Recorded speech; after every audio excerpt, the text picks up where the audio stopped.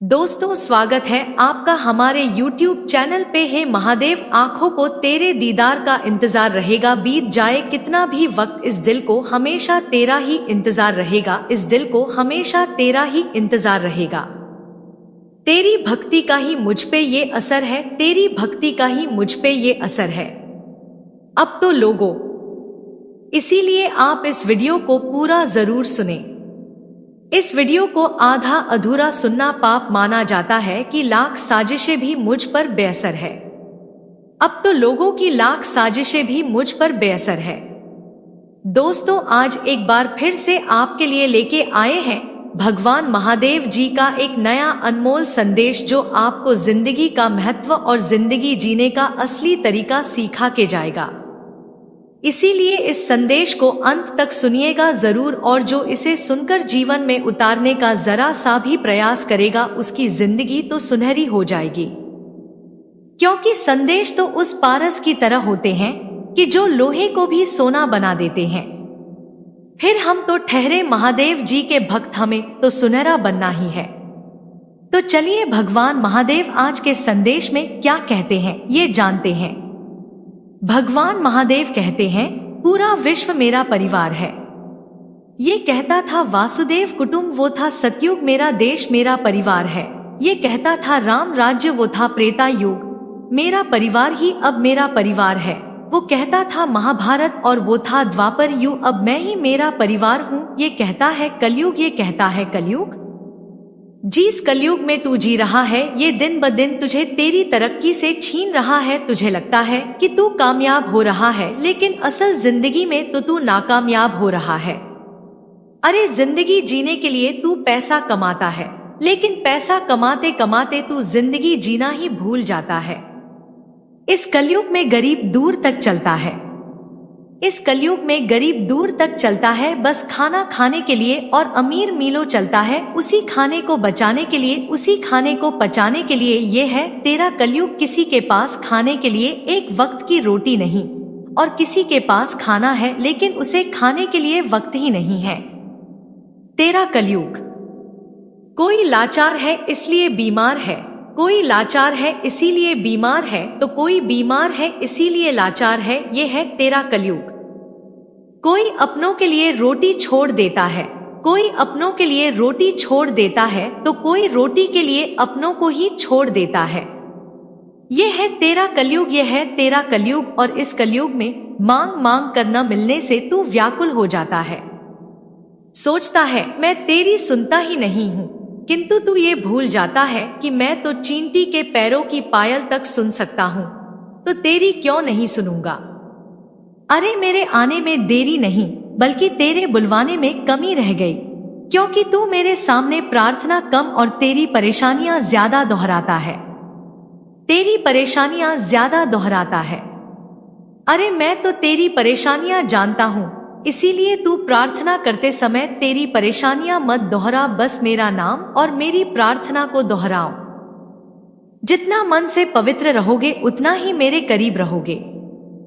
सदैव पवित्रता में मेरा वास होता है। मेरे मार्ग पर जब कोई एक कदम बढ़ाता है, तो मैं उसे थामने के लिए 100 कदम बढ़ाता हूँ, उसे थामने के लिए 100 कदम बढ़ाता हूँ। तो पूछता ही मुझसे कि सत्संग करने से, मेरा नाम लेने से भी जिंदगी में तेरे दुख क्यों आते हैं, जिंदगी में तेरे दुख क्यों आते हैं।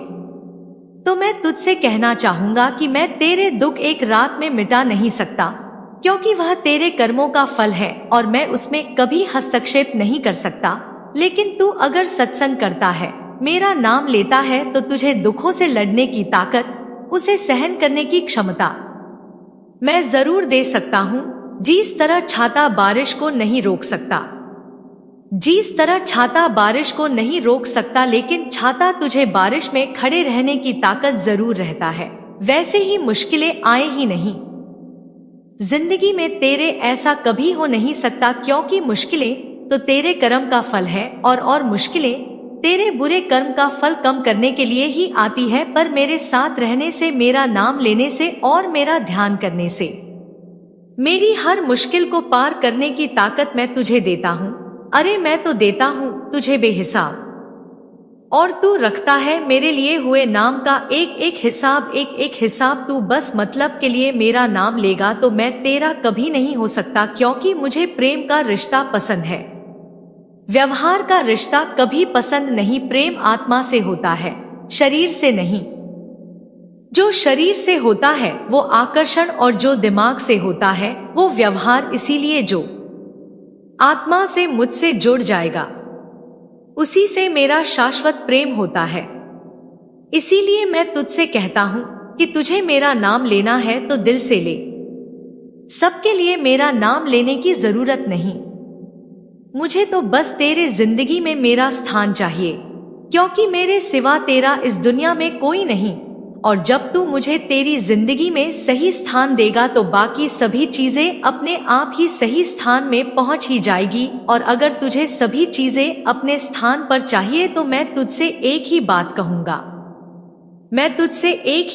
कहूंगा, तू बस महादेव नाम रटत रहो, कहीं बाधा मिट जाए, कोटि की आपदा महादेव से ही जाए, महादेव से ही जाए। फिर ऐसी अगर तेरी प्रार्थना है और ऐसा तेरा मुझ पे भरोसा है तो मैं भी तुझसे सदा यही कहूंगा, तू डरना नहीं, तू घबराना नहीं। मैं हमेशा ही तेरे साथ रहूंगा, मैं हमेशा ही तेरे साथ रहूंगा। दोस्तों, भगवान महादेव जी का आज का ये संदेश था वो बहुत ही अलग था, लेकिन सच में जो भी बातें थी बिल्कुल सही थी। क्योंकि हम अक्सर इस जिंदगी में भगवान महादेव के पास इसीलिए जाते हैं ताकि हमारी मनोकामनाएं पूरी हो सके।